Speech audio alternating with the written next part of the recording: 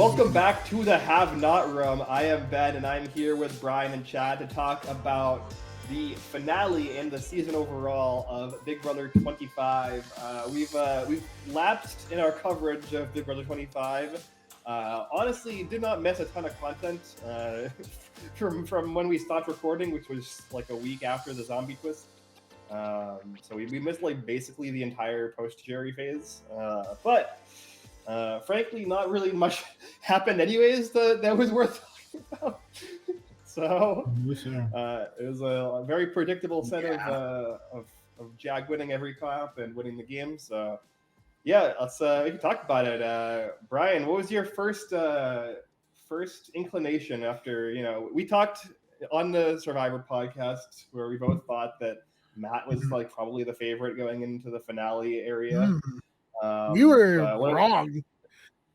Yeah, well, yeah. I mean, my first inclination was, Corey and America. I was like Fessy, being like, who flipped? Mm-hmm. It was Corey and America. They flipped their votes from the jury segment to be very pro Jag, and I don't know what happened there. I don't know if like they decided that they'd rather lose to the person who was winning like all the comps and kind of the more strategy than the person that the liked on paper more. I don't know what happened there, but I was surprised.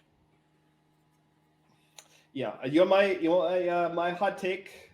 I don't think anybody on the jury prepared for what they would do in a Jag and Matt final two, because they both assumed that they all assumed that either would be there with Bowie Jane.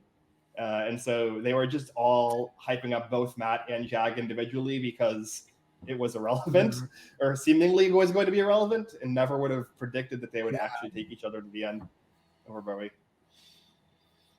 I think that's fair, because why the fuck did they do that? Why did well, it doesn't matter. Jag won, but like on paper, why? Well, like had a. Would he have won? I don't know, Chad. What do you think? Do you think he would have won 7-0 over Bowie Jane? Yeah, I think he beats Bowie harder than he beats Matt. I thought Matt maybe had a chance. I thought it was going to be a little closer. That maybe get like one more vote Matt's way. I mean, I wanted Matt to win. I think Matt. It's tough because it's like Jag definitely, by his argument, deserves it because he won everything. But Big Brother's a social game at the same time, and I think Matt played a slightly better, or probably more than slightly better social game than Jag overall. So, but I don't know. I think it's kind of a toss-up. He didn't get evicted 10-0, so there's that. Right.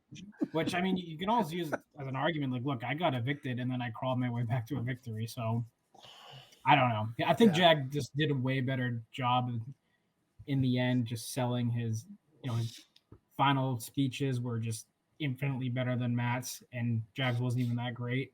Like Jag's basically like, I win everything, that's why I should win. And Matt was just like, yeah, I'm pretty cool, so just vote for me. Like he fumbled the bag so bad. If you're saying your biggest strategic move was like playing rock, paper, scissors, like is like not great. God, that was so bad. No, I was watching. I was like, "Oh my god, Matt! No." I think if Matt gave a better speech, he could have won that.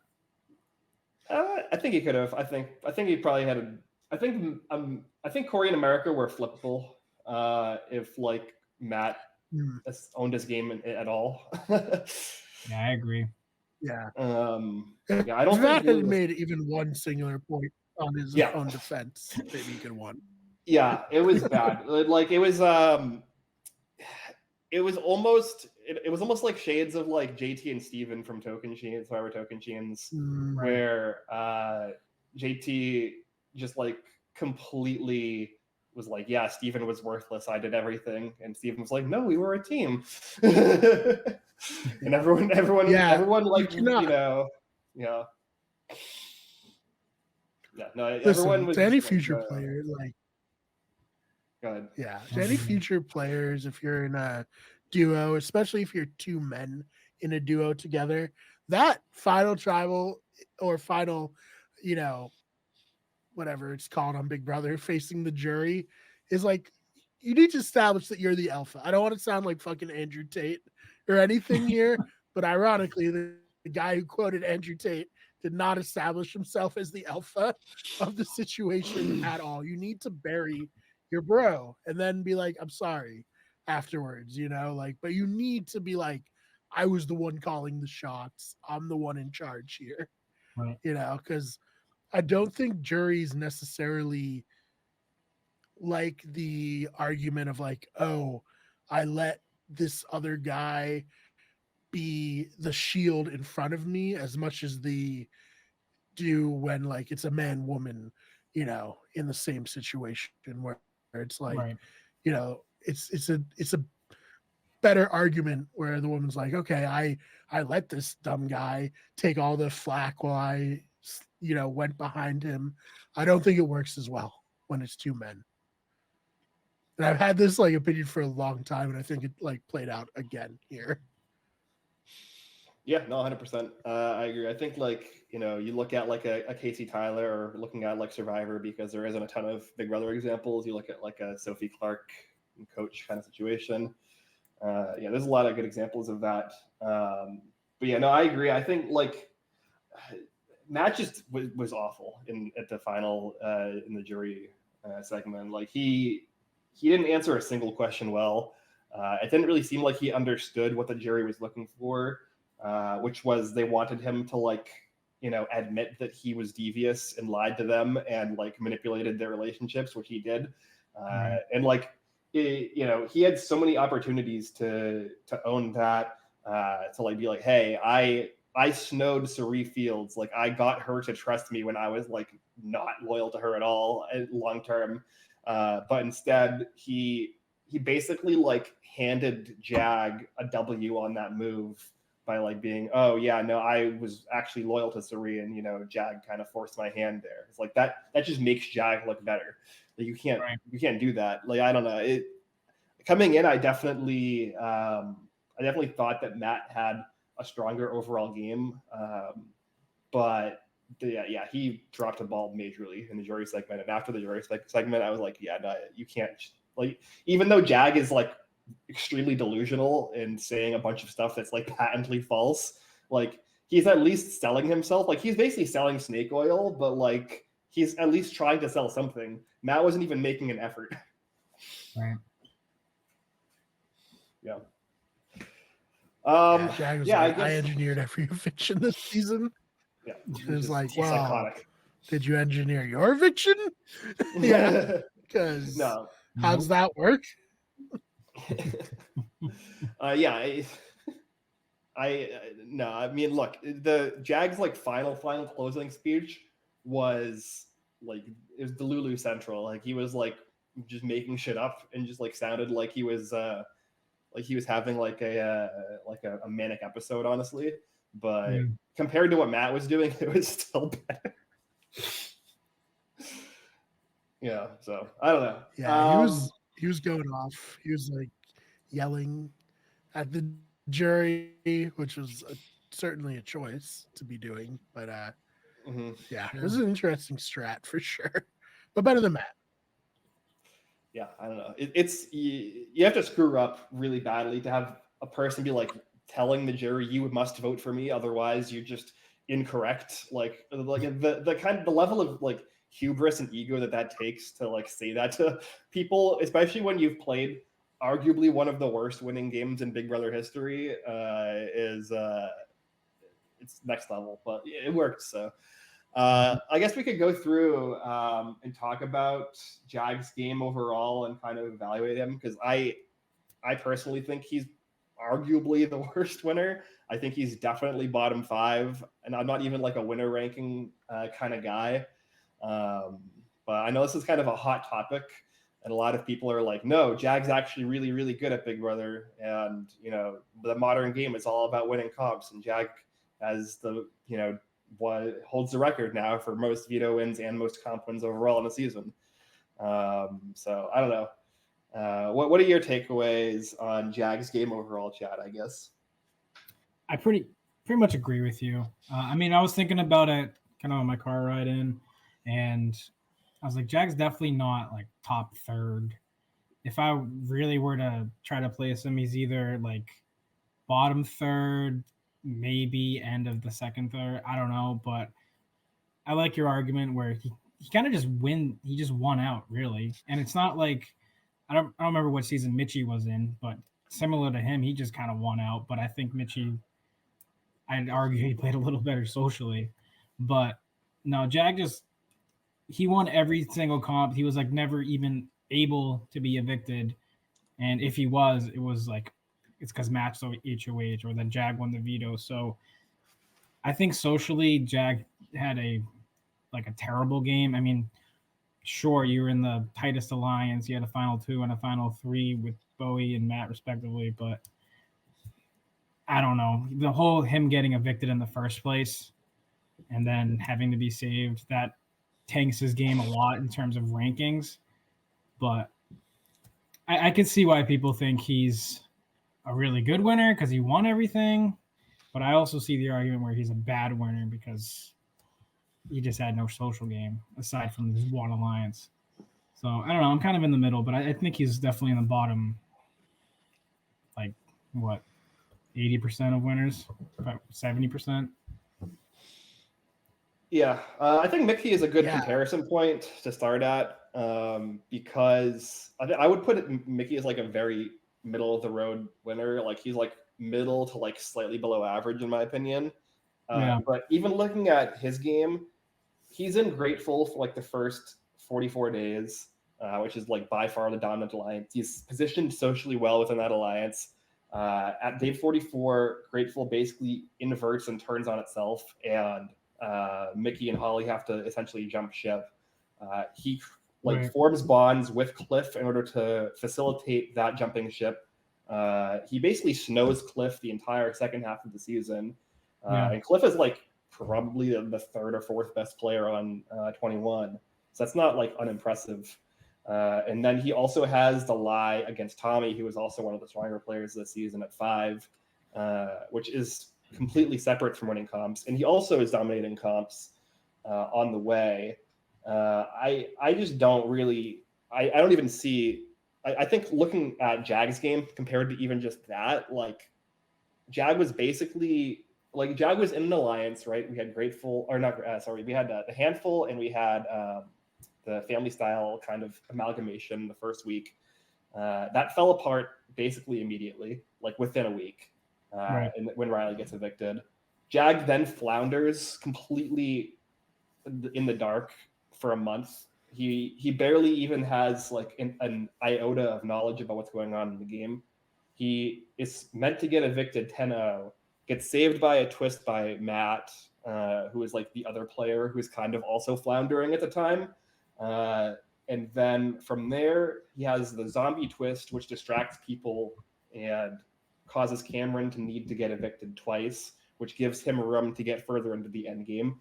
Then he has another twist with the invisible HOH, which allows him to win HOH back-to-back for like no apparent reason, when previously when they've done multiple, or they've done invisible HOH twists, that hasn't been the case.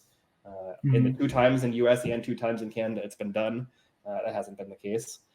And then he also is playing these endgame comps against Matt and a bunch of like women in their 40s, 50s, and 60s. So like, I don't know. It's the only impressive thing in my opinion that Jag actually does is basically win over Bowie Jane, because like that's basically what won him the game. Bowie was the only person who had any agency to ever make a move against him in the second half of the season. So like that's really the only strategic or social thing he needed to do.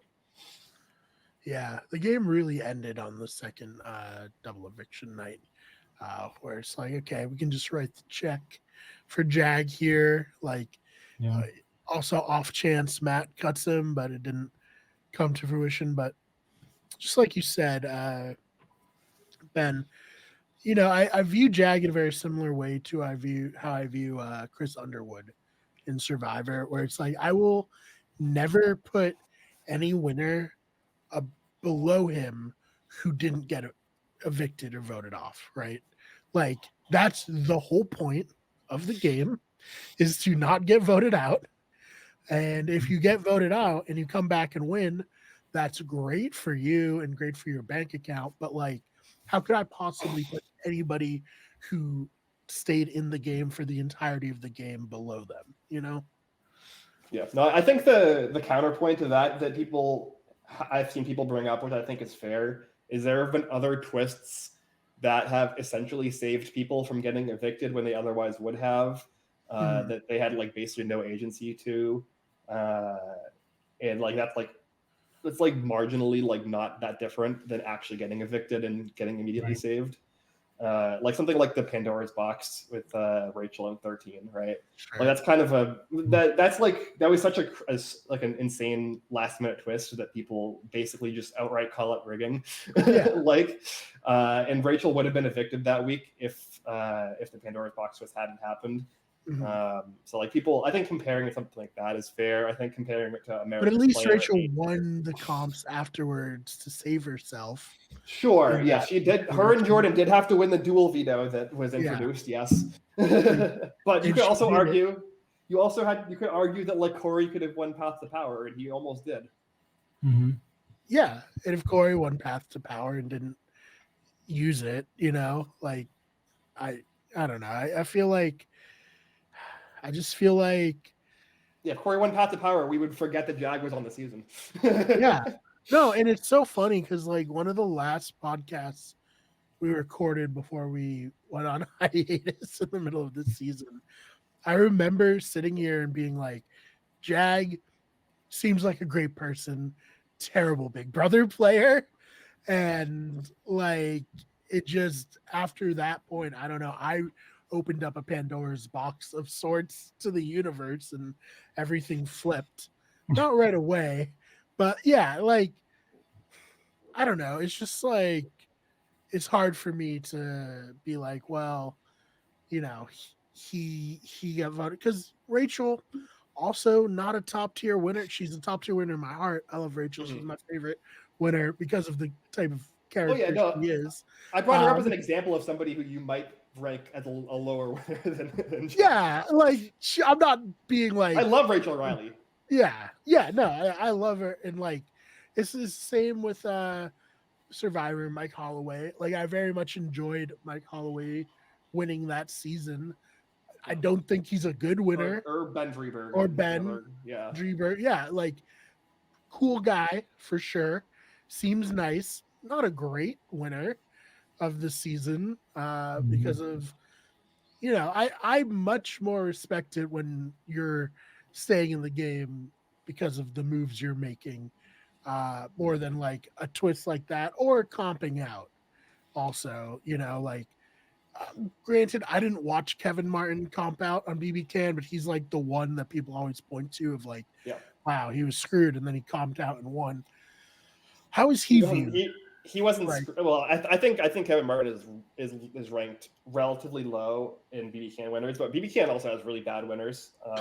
So okay, it's actually hard because like he's probably mid to mid low because like you know BB Can has like Pax Bros, which are really bad. Sarah is not a great winner. You could argue that Jillian shouldn't have even won the game. You know, she was the first. Ty is really not great. Ty too.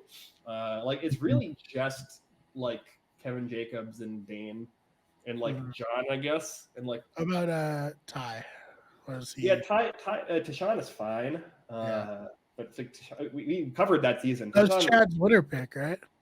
No, that was Jedson was Chad's winner pick. Ty was the one that we all. Oh, that was the one that we all were going to. Yep. Yeah, we were like we all like agreed that like Ty would have been our respective second pick. Whoops. Man. Yeah, I was going. I think Chad was going between Jed and Ty. I was going between Beth and Ty, and you were going to pick Kiefer. But you also said that Ty was up there for you.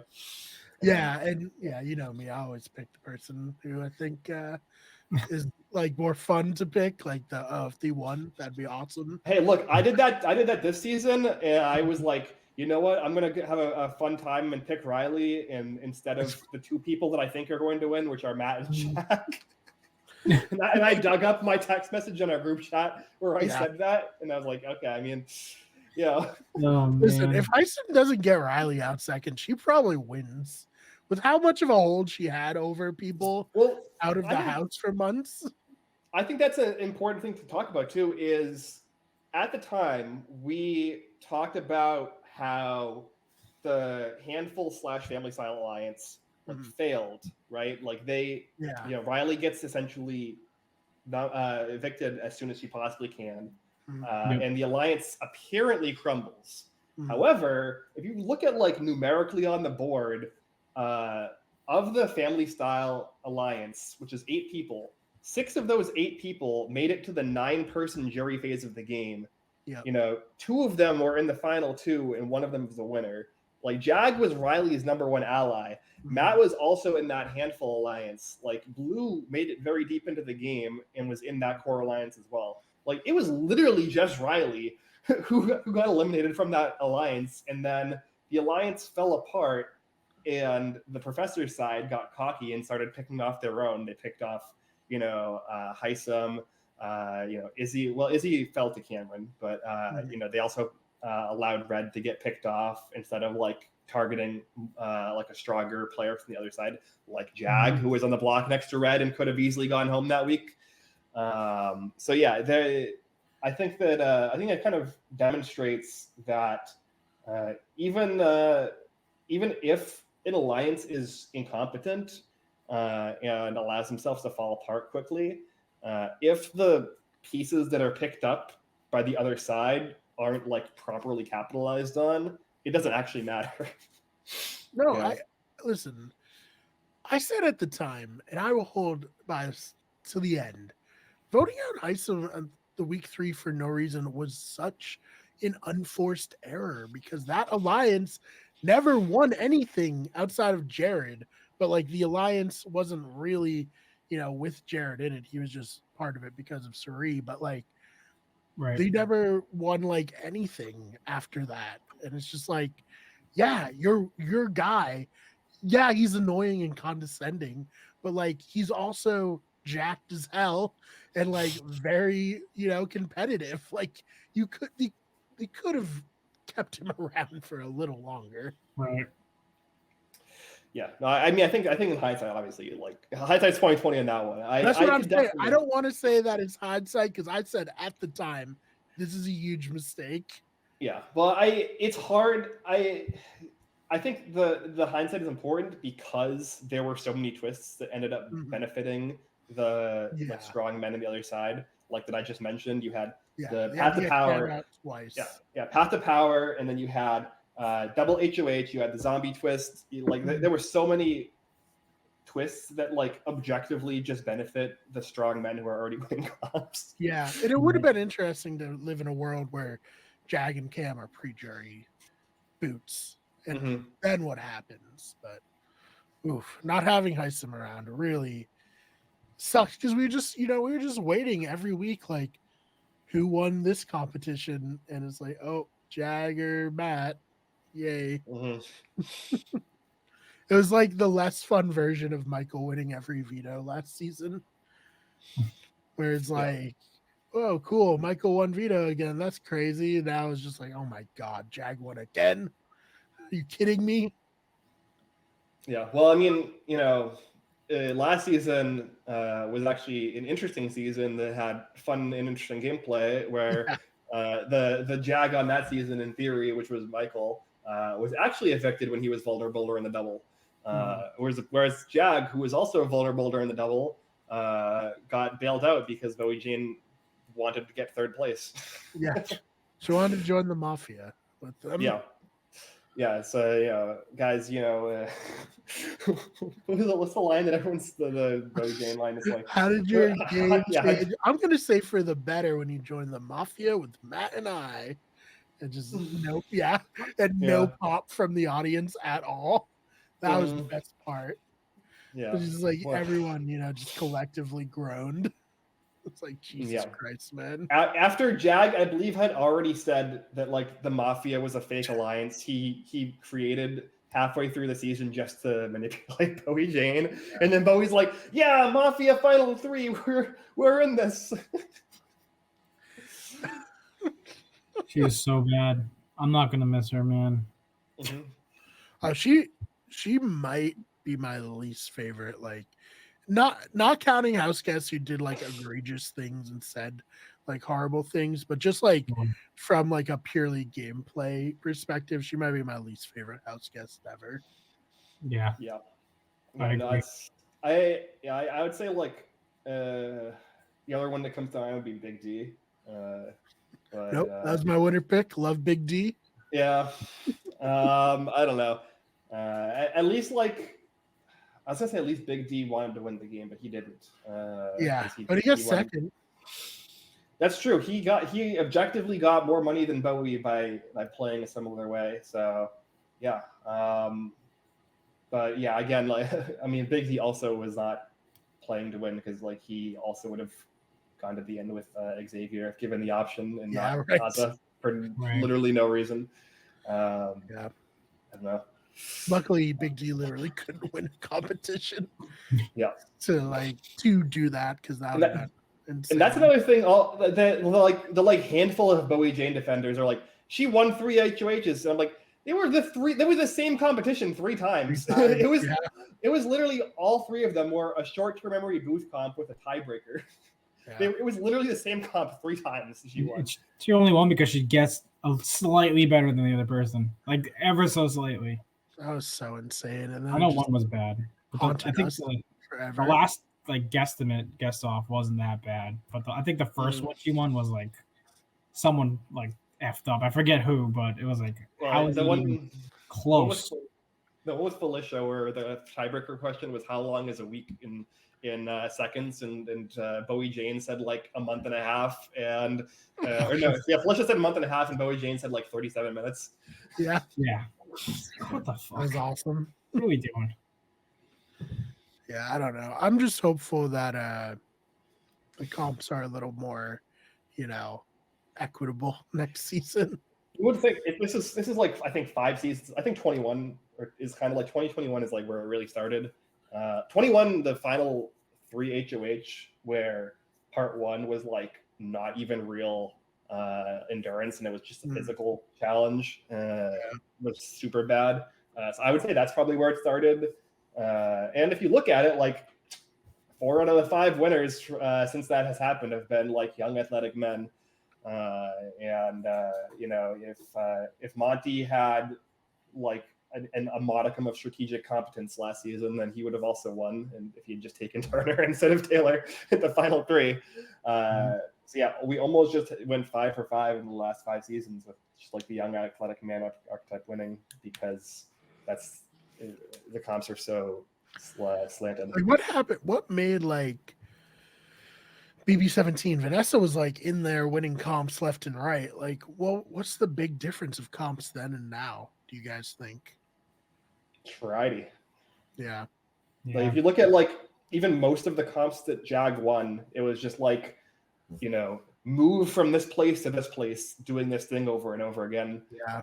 It's like, I wonder who's going to do better at that. If you look at like the, like they did the clown shoe or like a variation of the clown shoe veto in both double evictions. I know, that's crazy.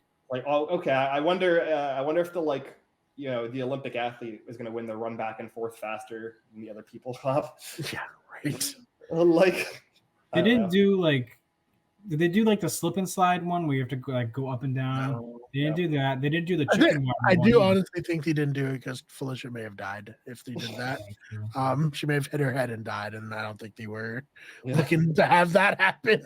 I don't love the slip and slide, especially recently. Like they make it too short. And it's also like definitely benefits people with longer legs. So right. I don't know. I think like the chicken with the egg one going up. That's something that anyone can win. Like that's just like finger dexterity. Like literally anybody could do that. It wasn't a lot of like accuracy comps. It was all kind of just the ones that were accuracy were like kind of crapshoots. Like the Buddy Games one. Like it doesn't matter how accurate you are. You could bounce one way. Yeah, that was a crazy. Confusing comp too that they spent like literally an hour on. Yeah, and the winner didn't even win it. Games. Yeah, the winner didn't win it. Yeah, I don't know. I mean, they really have to go back and like rethink what they're doing with these comps. You know, like you just Yeah. And I mean, they do a lot of these physical comps, and you have someone like Felicia in the house, like every single physical comp. Who thought Felicia even had remotely a chance? no chance. I mean, and that's not even like offensive to her. She's just a 60-year-old woman. Like Yeah, you're not no. going to beat a Olympic swimmer or a however old Jag is, and he's in good, He's like decent 25. shape. Yeah. It's like she's just not going to stand a chance. They need to do more like random comps that anyone could win, like whether it's mental, physical in some way, or like dexterity wise, like stuff like that, more puzzle kind of stuff. They didn't really do that. It was all physical, and like Ben said, like, go here, go there really fast. Yep, like half of the puzzle ones were just like very straightforward puzzles, but you had to run back and forth a bunch of times to get the pieces. So it was like 75% physical and then 25% puzzle. Yeah, you do like the bags are like tied with knots, and you're not going anywhere. You're just untying knots and then doing a puzzle. That would add a little bit of an element. I don't know. Yeah, why didn't they do that comp that they did last on All Stars, where it's just like moving spaces and flipping over and like, boxing people out? Move. Yeah. That was a throwback. That was a throwback to old school Big Brother, which is when they had more like random equitable comps like that. Right. That comp also allows you to that's kind of coconut choppy though, where you can kind of eliminate whoever is a target if it's a veto. Just like for I loved that they did the pressure cooker again. That was awesome. Yeah, pressure cooker was great. Highlight of my Big Brother watching experience to watch it very late into the night and wake up and they're still playing it. That was awesome. Yeah, that was pretty cool. I like that. Yeah, I woke up turned it on and it was over in 15 minutes. Yeah, right. But yeah, no, it would have again though they negated the entire week with a Pat the Power twist. So it kind of I don't know. It's a minute and a half or however much off from breaking the record for longest comp ever, and they just negate the entire week. It's a choice, but yeah, I don't know. Yeah, I guess we have anything else we can talk about here. Do we want to talk about reindeer games at all? What's there to talk about? It's we dumb. don't really know. I'm probably still gonna watch it, but it's bad. Oh, it's definitely gonna be bad. Do we know what it is? I know it's like a 2-week or 3-week Big Brother or something. Yeah, but there's no voting and it's all comp based. Yeah. What the? Yeah. It's why? It's not Big Brother. No, it's definitely not Big Brother. So don't expect to watch Big Brother. They're not living in the house. There's no feeds. There's no strategy, to my knowledge. Right. I think that it's going to be some combination of I think it's either 2 or 3 comps around, and presumably there's some main match elimination match kind of deal. Yeah. I don't know. I do think there are ways to make a game that's technically all comps or all challenges interesting. The Genius is technically all challenges, as is its sister show, Devil's Plan, both of which I heavily recommend and have forever. And both of those are really compelling, but it's because the games are all mini social strategy games in and of themselves. They're a lot of Mafia-esque style games or a lot of strategy games that require alliances, and that's definitely not what Big Brother is going to do. No. They're all going to be relays, and they're going to be the same comps that we spent the last 10 minutes complaining about. But Christmas themed. And it's going to be the entire game. But yeah, we'll see. I'm excited. Maybe there's at least some fun past players on who can get some quips in the diary room, assuming that we get diary rooms even. I don't know. I don't know what you gotta at least have diary rooms, right? Yeah. Like, what are the diary rooms are just going to be them doing the cringy explain the comp rules 7 times once. Yes. Because there's nothing to talk about. There's no like unless there's like people fighting, like getting into drama in the comps for some reason. There's nothing to talk about in the diary room. I mean, yeah. I mean, even like during the comps on the challenge, it's still interesting to have like people give their perspective on stuff. It's at least like a good way to break up the action. Yeah.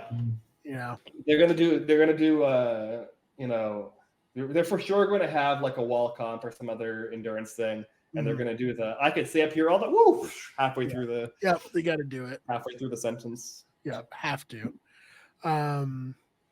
Yeah, do we want to put out who we think will be on it? I mean, I have one that I know will be on it. I'll put from this season, it's Cameron. Cameron's going to be on this. He's going to win probably. Yeah, I can just see it, like fan favorite. Of course, they're going to put him on this reindeer game thing right away. Trying to think of other big names comp wise. I mean, Michael makes sense if we're going with people who have like done really well in comps recently. Can they bring? Oh no, I guess Janelle's under contract still with NBC because she. Yeah, I could see Cody. Cody, that's a good one. Yeah. You think Tyler? Yeah, why not? Maybe, Tyler's on the challenge. Why not? Yeah, I think it depends. I even on All Stars, he seemed really burnt out, but this is not really Big Brother, so no, he probably this is nothing.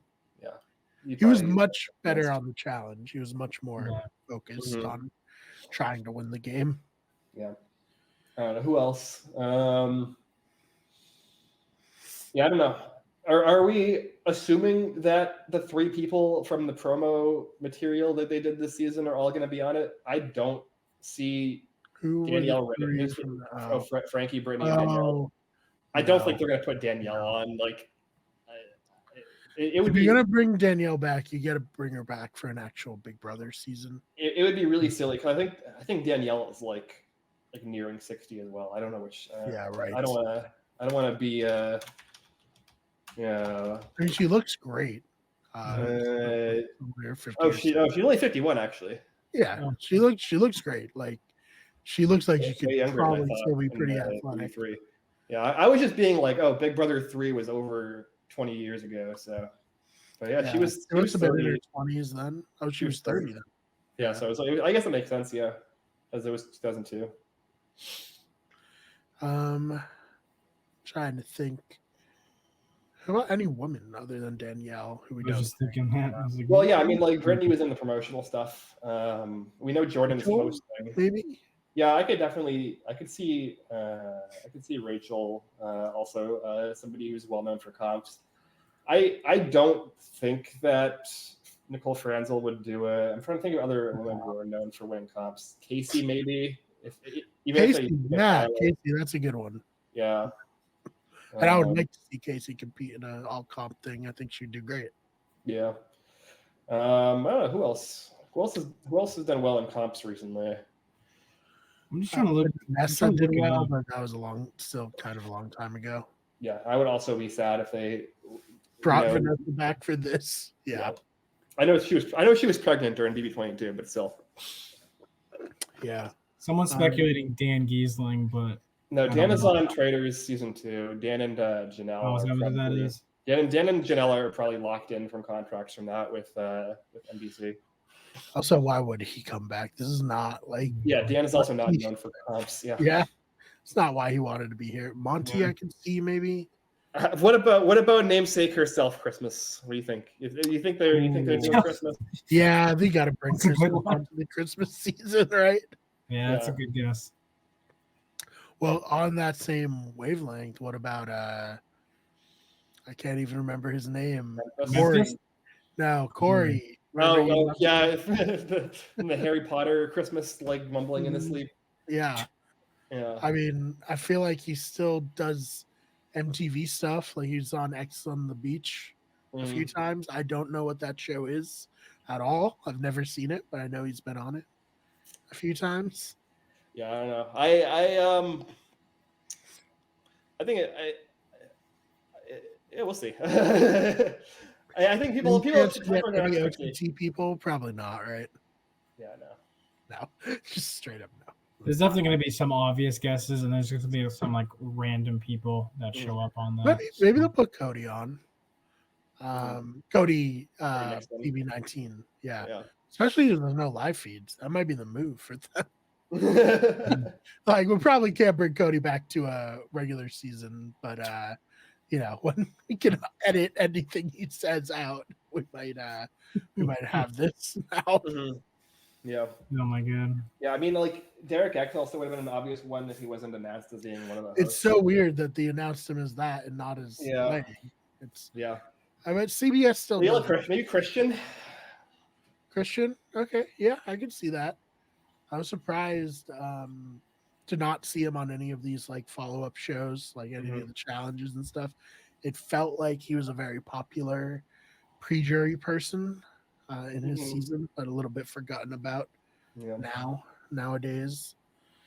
Yeah, you can even see like an Alyssa from BB23, Alyssa Lopez. Mm-hmm. I don't know. I'm trying to. I assume most of them are going to be from the last like 4 or 5 seasons. Yeah, I'm tempering my expectations on both the like quality of the game and the like quality of the players that are going to be there. It's just going to be popcorn TV. Kylan, I could see maybe. Yeah. Get a comps. Well, he's on the new challenge, right? He was on the season 1 of the Challenge something. USA. He wasn't on season 2 though. Wait, is he on the MTV version now? Yeah, he's on MTV's challenge. Oh, he's on like the main challenge. Yeah, Battle for a New Champion. Hey, good for him. I mean, I personally would love to see Zach rant again on my phone. He's talked about production too much to ever be invited back, I think, unfortunately. Because that's fair. Great. It also was just so long ago. Like, we think about 16 was 9 years ago, right? Yeah. Casey is also on the new MTV challenge. They're gone. Casey's apparently done incredibly well, though never won the challenge, but like made it to the finals on most of her seasons, which is super impressive. Let's see if there's any other BB people besides Kylan. Yeah, I watched the last season of the challenge. I actually kind of liked it. The one on CBS or the one on the challenge? So the CBS one was great. I was like, I would actually watch this every year. I didn't like the first season that much, but I liked the game of the second one a lot more with the teams. Yeah, I like how it's kind of just like random, and the only thing they can really do is throw the balls in. And pray to God it works. I know that was a very fun aspect to it. Yeah. But we'll see. I'm down for season 3 of that. I hope that they bring it back. I'm sure they will, because TV shows can start being made now, but it doesn't mean they're going to be out anytime soon. Fair. Yeah, I mean, we got confirmation that both Survivor and Amazing Race in the spring are going to also still be 90 minutes. So there's probably not going to be much new scripted TV coming out until next fall. Yeah, I don't think it's even possible to like get anything done until maybe the summer, like at the earliest for shows. But I feel like at that point, just wait till the fall, right? Yeah, like people aren't really watching TV as much in the summer. The reason why this show exists. Big Brother's cheap. Yeah, it's also the reason why they're doing reindeer games. Gotta fill out 6 hours in December. Yeah, or 7 hours, or however long it is. I think one of them. I think the finale might be 2 hours for some. 2-hour finale for reindeer games. We'll be disappointed. But we'll watch. We'll play it by ear if we do a podcast about it. If we do a podcast about it, we'll probably do one. Yeah, I was gonna say I don't see us doing a weekly podcast on reindeer games. We'll do one. We'll do one coverage of the whole season, maybe, if it's even worth talking about at all. Yeah, I'm very down to do one episode on it. I kind of thought that's what we'd do if we were to cover it at all as a one-off or an opening and a closing of it, because it's only 2 weeks. It's 2 weeks, right? It's 2 weeks. It's like I think it's like Monday, Tuesday, Thursday, 2 weeks in a row. Yeah, which is not bad, but I don't want to do that many podcasts on it. Yeah. I think, will we include this winner as a BB winner? I'd say probably not, but yeah. People even barely rate Morgan Willett amongst BB winners. He actually won like a form of Big Brother that's basically just exactly the same, like very slightly different. So like, I don't know. Yeah, no, agreed. So, we'll see. Until then, make sure you check out the Survivor podcast we have, The Blindsiders. Ben and I, as well as Dylan, cover that. And sorry that we fell out of love with this season so hard. Yeah. It was tough. It was really good for like 5 weeks. I know.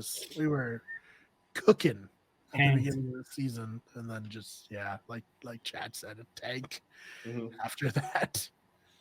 Yeah. Oh man. So do we want to do some promo before we get out of here? Yeah, you can follow me on Twitter at Ben Sharon. I mentioned it before. Go watch Devil's Plan on Netflix if you're into social strategy games. It's a Korean reality show. It's dubbed in English, it's dubbed in English. And then there's also The Genius, which is its like predecessor, which you could probably find pretty easily online on like Tumblr if you were looking for it. There's 4 seasons of that. But the Devil's Plan is a really good like appetizer to see if that sort of show interests you. And definitely please go watch it because I really want a second season. And it's very good. It's like very, very like it's like one of the more like narratively compelling seasons of reality TV, in my opinion. Even if there's like imperfections in terms of the game itself, it's very, very narratively satisfying. So highly recommend if you're looking for more TV, reality competition TV to watch. Yeah. I think Netflix was like, there's no strike in Korea, so we're going to invest a lot of stuff in Korea right now. Well, it's a reality show, so like it's not. Oh, true. Yeah, I wouldn't even. Yeah. Yeah. I just remember hearing that. They were like, well, people like Squid Game so much, so we're just going to force all the Korean studios to make stuff for us in really quick succession. Mm-hmm. But, yeah. But no, it's really good. It's like I said before, it's all challenges. There is like other kind of like idol searching style stuff as well, but the actual like round to round mechanics is just 2 back-to-back challenges. There's a semi-individual challenge and then there's a team challenge. And yeah, it's not perfect, but it's really narratively good. So nice. Chad, where can they find you? Yeah, you can follow me on Twitter or X or whatever you want to call it, at ChadPerry25 or on Instagram at ChadleyJP. I don't post often, but feel free to follow me. Awesome. You can follow me on Twitter at TheFakeBMR, BMARR, and main channel, Wiki Good Everything. Just put out a new video on there. Wrote another one today that I'll be filming this week. Get up. That Ben will be guest starring in, which will be fun. And then, this podcast channel, Better Radio, and then we have our sports channel, Sports. Other than that, thank you so much for your time, and see you in the next one.